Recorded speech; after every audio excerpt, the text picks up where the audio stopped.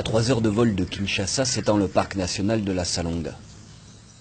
Situé au cœur du bassin du Congo, Salonga est le plus grand parc de forêt tropicale en Afrique.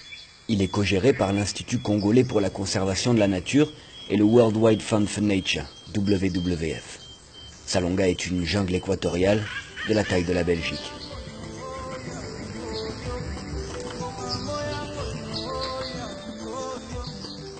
Salonga abrite une biodiversité unique. Loin des activités humaines intenses, c'est l'un des derniers paradis sur Terre où de nouvelles espèces sont encore à découvrir.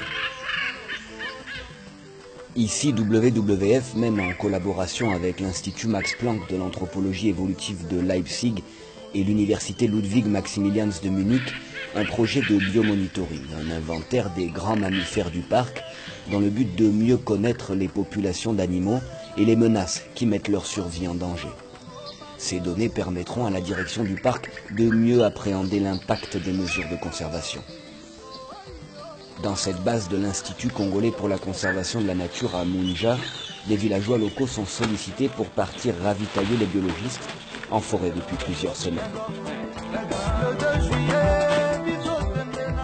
Cet inventaire qui s'est fait au niveau des Salonga, je suis là impliqué puisque c'est moi qui occupe la population. Je suis là et ensuite, selon notre planification, chaque village environ un parc a droit de bénéficier de quelque chose. C'est la pause qu'on a tenté de choisir chaque village, une personne ou deux personnes jusqu'à terminer notre mission.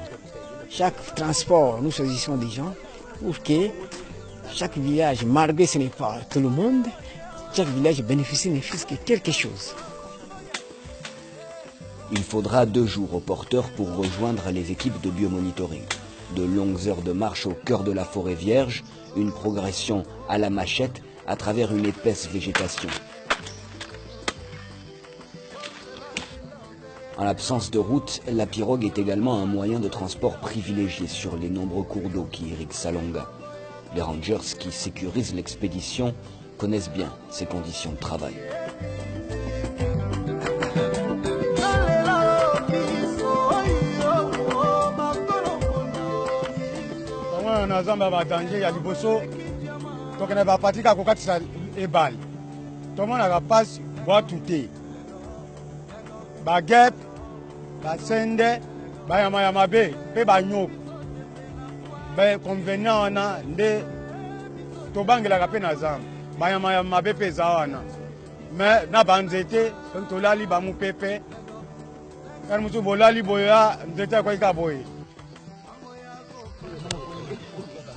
Un voyage difficile mais qui ne décourage pas les équipes. Une fois arrivés à destination, les retrouvailles sont chaleureuses. Dans ce campement établi pour plusieurs jours, porteurs et scientifiques s'accordent quelques heures pour se détendre et reprendre des forces.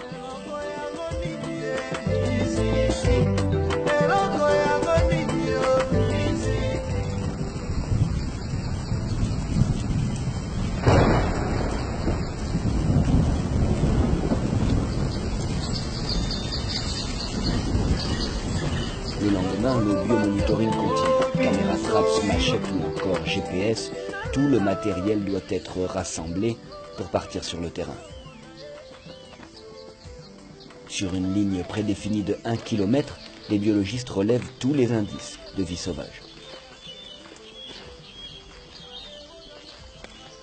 Nous sommes en train d'inventorier la biodiversité, la faune et la flore, afin de pouvoir déterminer la distribution, mais aussi l'abondance de cette faune menacée, mais aussi de cette flore menacée dans les différents habitats. Ce qui permettra, à faire des comptes, de proposer un système de suivi écologique, mais aussi un processus de gestion durable du parc national de Salonga, situé bien sûr en République démocratique du Congo.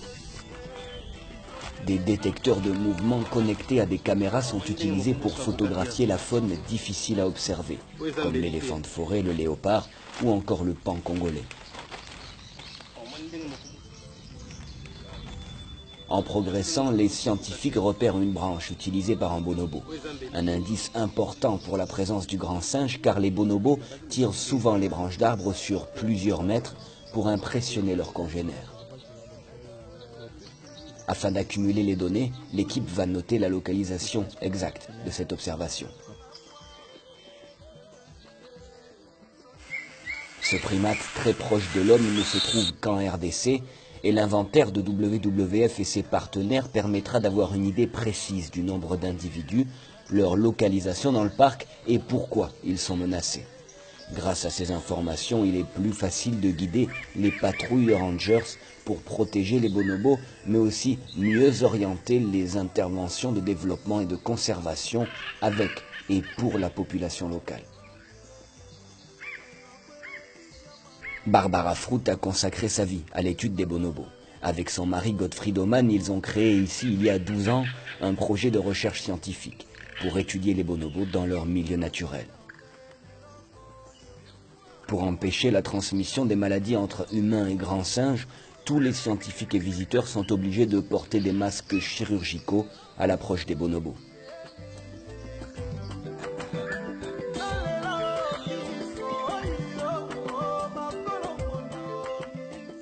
Bonobos are endemic to this country, the Democratic Republic of the Congo, and they are a flagship species. I mean, it's an ape, so they are per se very interesting for us human beings, being so closely related.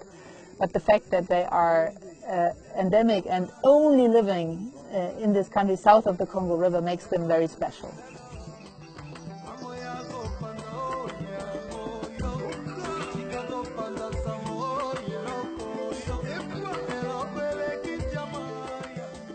It's a gem, if you want, for humanity.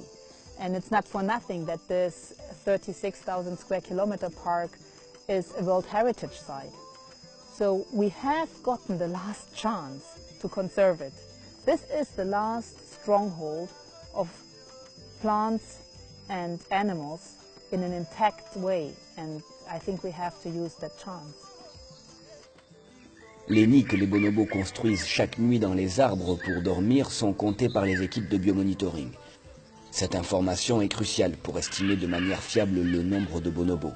La recherche menée ici est importante pour les équipes de biomonitoring.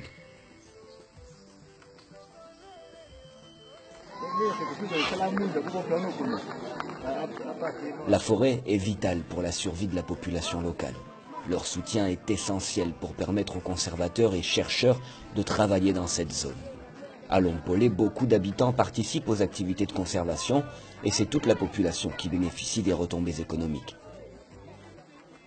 La population bénéficie quelque chose de ce projet et nous aussi, de notre part, le projet aussi bénéficie. Donc pour nous, c'est un beau projet pour éviter un peu le chômage.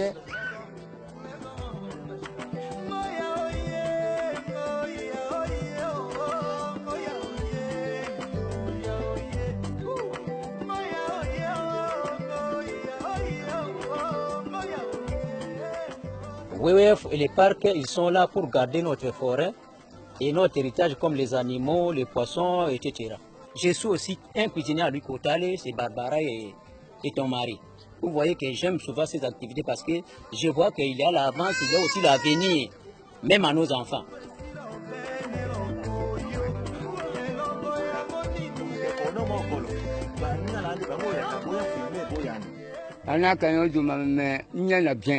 Bwanda bana ben ngabe sitana ba papa la nyama la nini kuiso bana tombo yuka nyamiko kuisto aloko nenga bataka iza nyama la boya na tompi kunu kunda to feron ku bana so iso ne tombo wa bana bambonga.